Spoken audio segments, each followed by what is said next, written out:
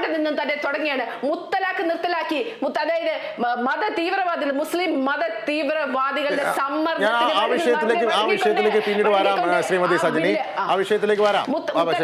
ശ്രീ തെങ്ങുംപള്ളി, താങ്കൾക്ക് പറയാനുള്ളത്. മുസ്ലിം സ്ത്രീകളുടെ അന്തസ്സാണ്, അവരുടെ മക്കളുടെ ജീവിതത്തിന് വേണ്ടിയുള്ള സ്വാതന്ത്ര്യം, അതാണ് നമ്മൾ കൊടുത്തത്. അത് രാജീവ് ഗാന്ധി അടിയറച്ച, മുസ്ലിം തീവ്രവാദികൾക്ക് അടിയറ വെച്ച ആ ബില്ലിനെ ഇന്ന് പുനരുജ്ജീവിപ്പിച്ചത് നരേന്ദ്രമോദി. അങ്ങനെ അവരുടെ രാഷ്ട്രീയ പ്രഭാഷണം കഴിഞ്ഞെങ്കിൽ എനിക്ക് പറയാമല്ലോ അല്ലെ, മറുപടി പറയാം. അല്ലല്ല, കേക്കൂ അല്ല, ഞാൻ പറയുന്നത് എനിക്ക് ഇതിനേക്കാൾ മനോഹരമായി 1-2 മണിക്കൂറൊക്കെ നിങ്ങൾ കോട്ടയത്തെ BJP നേതാക്കളോട് ചോദിച്ചാൽ മതി.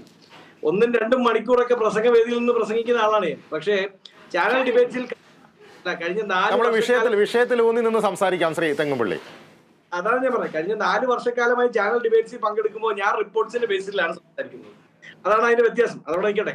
ഇനി അവര് പറഞ്ഞ 2-3 കാര്യങ്ങൾക്ക് ഉത്തരവുണ്ട്. ഒന്ന്, അവർ ചോദിച്ചു എന്തുകൊണ്ട് ശൗചാലയങ്ങൾ പണിതില്ല, ഇവിടുത്തെ കുട്ടികളുടെ മരണ നിരക്ക് നിങ്ങൾ കാണുന്നില്ലേ? സജിനി, 2022 ദ ഹിന്ദു അടക്കം റിപ്പോർട്ട് ചെയ്തൊരു വലിയ പ്രധാനപ്പെട്ട ഒരു വാർത്തയുണ്ട്. നിങ്ങൾ ഭരിക്കുന്ന ഉത്തർപ്രദേശിൽ അവിടെ ഒരു 5 വയസ്സുകാരി പെൺകുട്ടി കൊല ചെയ്യപ്പെട്ടു എന്ന് ഞാൻ പറയുന്നത് എന്തിന്റെ പേരിലാണെന്ന് അറിയാമോ? 6 ദിവസം പട്ടിണി കിടന്ന് അവൾ മരിച്ചു. നിങ്ങളുടെ മോദി സർക്കാരിന്റെ ഡിജിറ്റൽ ഇന്ത്യയുടെ ഭാഗമായി റേഷൻ കാർഡും ആധാറും തമ്മിൽ ബന്ധിപ്പിച്ചില്ല എന്നുള്ള ഒറ്റ പേരിൽ പട്ടിണി കിടന്ന് മരിക്കേണ്ടി വന്ന 2022 അതിന്റെ ഹിന്ദുവിന്റെ റിപ്പോർട്ടുണ്ട്. അപ്പൊ അങ്ങനെയുള്ള ഒരു രാജ്യത്ത് നിന്ന് നിങ്ങൾ പറയാണ് നിങ്ങൾ നാടൊട്ടുക്കും ശൗചാലയം പണിഞ്ഞു ഇവിടുത്തെ കുട്ടികളെ മുഴുവൻ സംരക്ഷിച്ചു.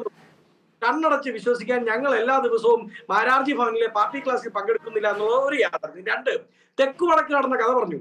ശ്രീ സജിനി, നിങ്ങൾക്കൊരു പക്ഷേ ഈ മോദി സർക്കാർ 2014 വന്നതിന് ശേഷമുള്ള ചരിത്രമായി പരിചയമുള്ളതായിരിക്കും. 77 അടിയന്തരാവസ്ഥയ്ക്ക് ശേഷം കോൺഗ്രസ് മത്സരിക്കുന്നു. ഇന്ദിര തോറ്റുപോയി. ഞങ്ങളുടെ പരമ്പരാഗത മണ്ഡലത്തിൽ അതുവരെ കോൺഗ്രസ് ചിഹ്നത്തിൽ ഒരു സ്ഥാനാർത്ഥിയെ നിർത്തിയാൽ ജയിക്കുന്നിടത്ത് 3.5 ലക്ഷം വോട്ടിന് ഇന്ദിരാഗാന്ധി തോറ്റുപോയി. ഞങ്ങൾ പുറകോട്ട് പോയില്ല കേട്ടോ. 78 അന്ന് ബീഹാറിലെ PCC അധ്യക്ഷൻ LV പാണ്ഡയ്ക്ക് ഒരു കോൾ വരുന്നുണ്ട്, ഇതാ നിങ്ങളുടെ സ്ഥലത്തേക്ക് ഞാൻ വരുന്നു, പറയുന്നത് ഇപ്പുറത്തെ ശ്രീമതി ഗാന്ധിയാണെന്ന്. നിങ്ങളുടെ സവർണ ഹിന്ദുക്കൾ അവിടെ ജാതീയമായി താഴെയുള്ള പാവപ്പെട്ട സാധാരണക്കാരനെ അടിയാളനെ ചുട്ടുകൊന്നൊരു ഗ്രാമത്തിലേക്ക്, ബീഹാറിലെ ബലുച്ചിയിലേക്ക് അവർ ഇറങ്ങി പുറപ്പെട്ടു ഡൽഹിയിൽ നിന്ന്. അവിടെ നിന്ന് ആദ്യം അവർ ചെല്ലുമ്പോൾ അവിടെ കാറ് മുഖേന ചെന്നെടുത്ത് കാറ് കടന്നു പോകില്ലായിരുന്നു, ലോറിയിൽ കയറി. ലോറി കടന്നു പോകില്ല എന്ന് വന്നു. ഒടുക്കം ആന പുറത്തു കയറി. എന്നിട്ട് നടപടിയില്ലെന്ന് വന്ന് നടന്ന് ആ ബീഹാറിലെ ബലുച്ചിയിലേക്ക് ശ്രീമതി ഗാന്ധി ഇറങ്ങി ചെന്നു. തെക്കു വടക്ക് നമ്മളൊരു ബഡ്ജറ്റ് ചർച്ചയാണ്.